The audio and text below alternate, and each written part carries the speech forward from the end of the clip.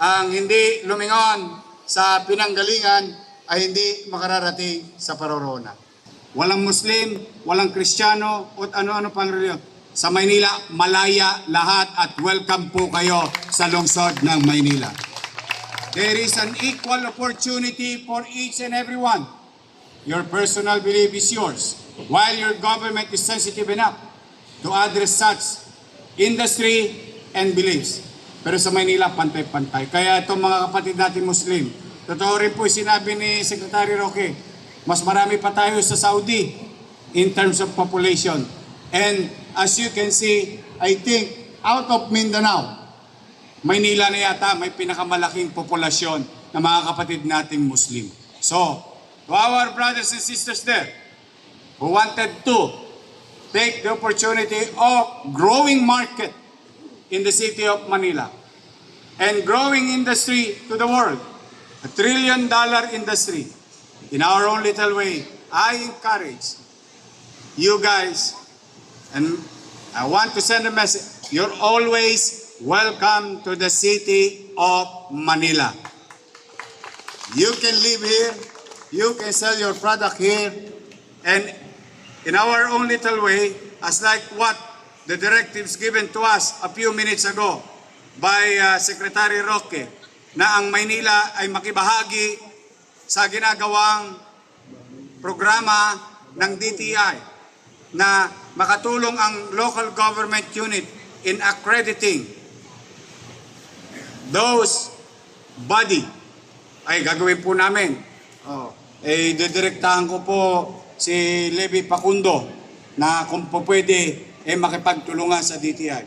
Kasi sayang, napakarami namin dito. Sa Parola, may Islamic community. Sa Baseco, may Islamic community. Sa San Andres, may Islamic community. Sa San Miguel, may Islamic community. And of course, Quiapo area. So it's everywhere. And we don't forget who we are as Manileño. Madam Madam Yusek Myra, Manila is an Islamic community. It is who we are in the past. It is who we are in the past. We will never forget. While the world changes and we adapted, but we continue to honor our ancestors and who we are. Sabi nga, ang hindi lumingon sa pinanggalingan ay hindi makararating sa parorona. Wag na kayo umalis para may makakain ako. But nevertheless, alam nyo, nung kami tumatakbo ni Yorme, talagang nakita ko na pareho kami ng puso. Dahil, even prior to this run, this administration, nung siya ay alkalde ng Maynila, talagang siya naman ang nagbigay tuon sa mga kababayan nating Muslim, mga kapatid nating Muslim dito sa Maynila. Dahil siya lang ang mayor na nakaisip gumawa ng Muslim cemetery. Kaya palakpakan natin ang ating alkalde. At hindi ko nahahabaan ito dahil unang-unang gutom na ako. At alam kong gutom na kayo. At pangalawa dahil alam ko excited na kayong marinig ang kanyang mensahe para sa atin. Ang nagmamahal sa mga Muslim dito sa Maynila, ang ating nag-iisa na proud tayo na narito, si Yorme Isko Moreno. Dumagos.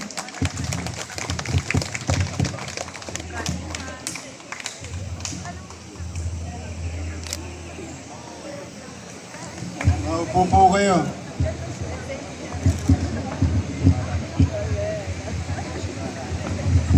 There you go. Maraming salamat. Pag naarawan kayo, masisira yung Chinchansu. Anyway,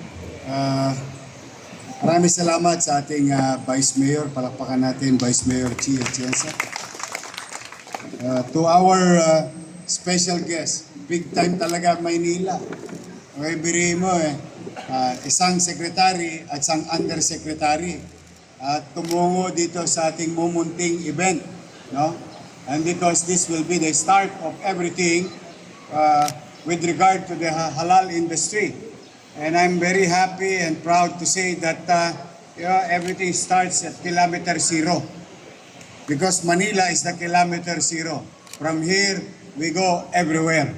And thanks to our DTI Secretary Maria Cristina Aldeguer Roque.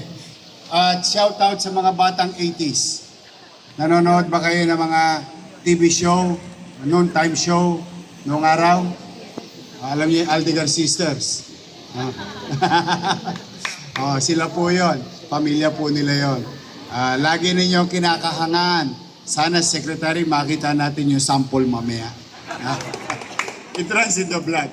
But anyway, we are very happy and honored, DTI Secretary Maria Cristina Aldeguer Roque, you coming here today in Manila.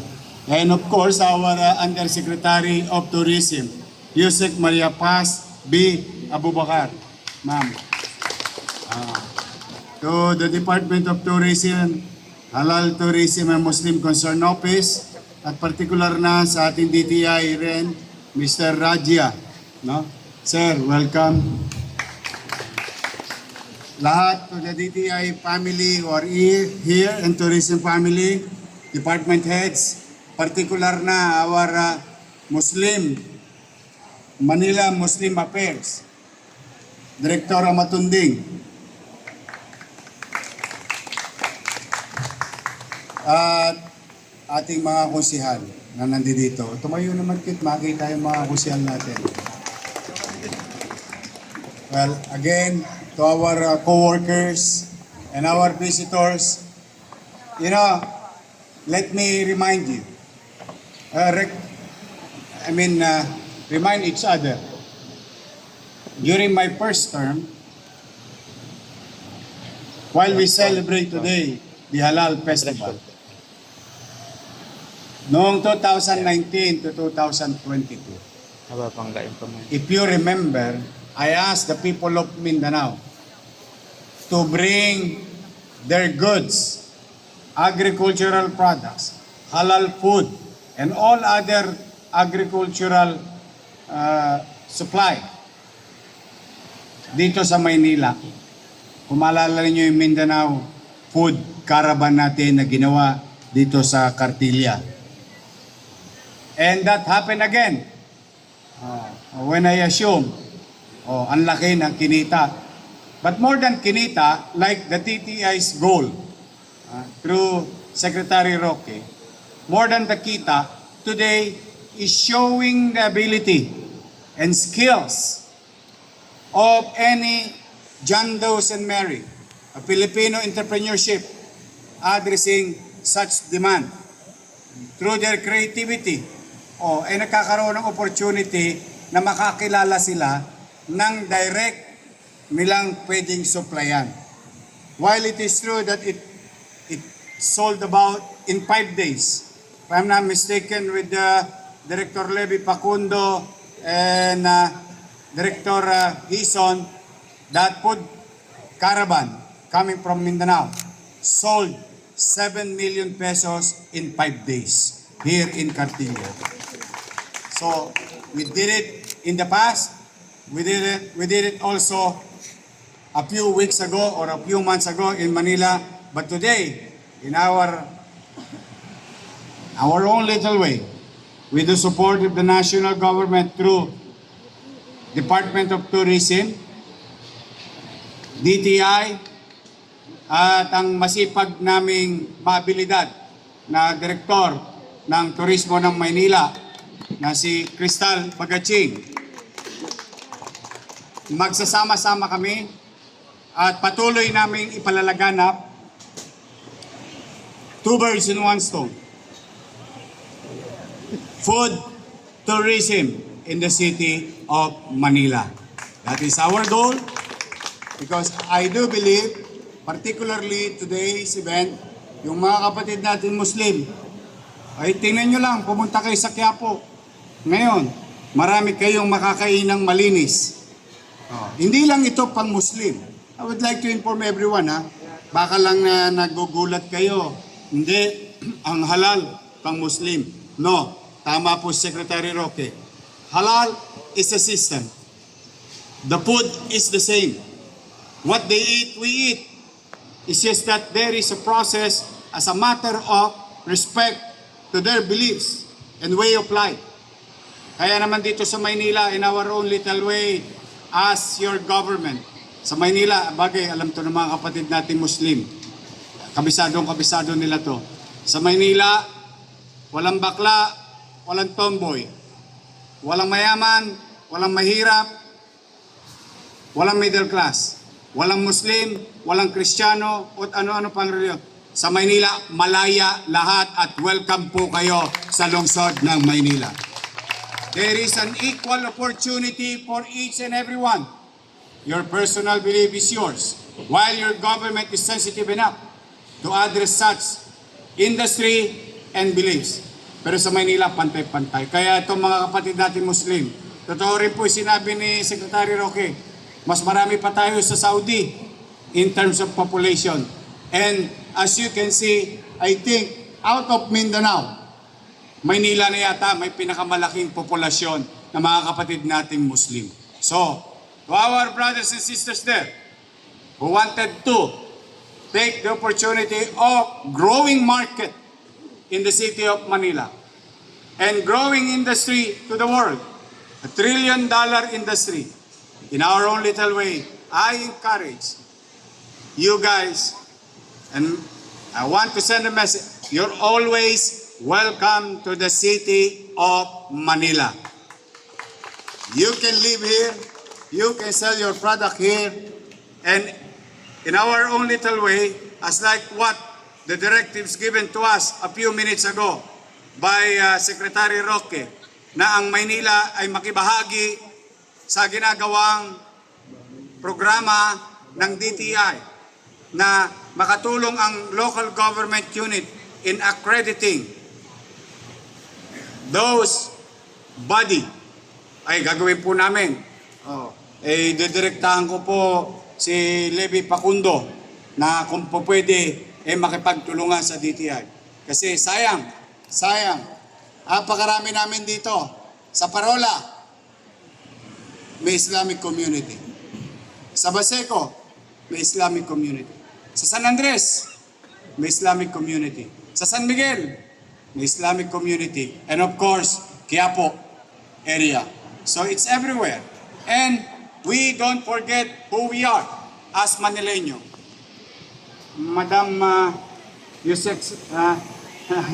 Madam Yusek Myra, Manila is an Islamic community.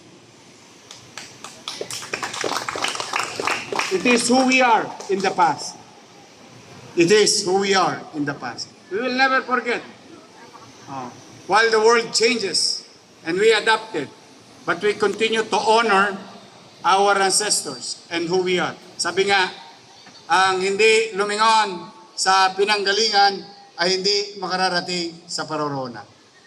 Rest assured to others like me, who is a Catholic, sa Maynila, pag naggugobyerno na, lahat pantay-pantay. May equal opportunity sa lungsod ng Maynila. So today, to the participants, rest assured, you're always welcome. Tama po si Director Crystal Bagaching. This is the start. This is the beginning of a bigger picture of Manila's campaign to promote food tourism. And one of the menu in the food tourism of Manila is halal food in the city of Manila. Certified, safe, recognizable internationally. That is our goal with this industry. So kami po sa maliit naming kaperanan bilang inyong pamahalang lungsod ay patuloy at siguradong lagi with the Vice Mayor around and the members of the City Council, your entire city government will continue to support in our own little way your goal, the national goal, the aspiration of our Muslim brothers and sisters to excel, to have an opportunity in the city. We'll be there. Lagi namin yung kaming masasandalan. Sabihin nyo sa ating mga kasama, ay dito, dumako kayo sa Maynila, basta susunod lang kayo sa mga alituntunin ng pamahalaan, ay no harm will come to you.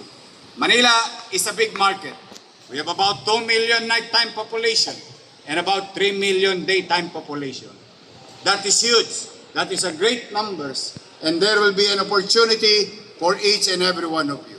Again, congratulations. Today is the window of opportunity.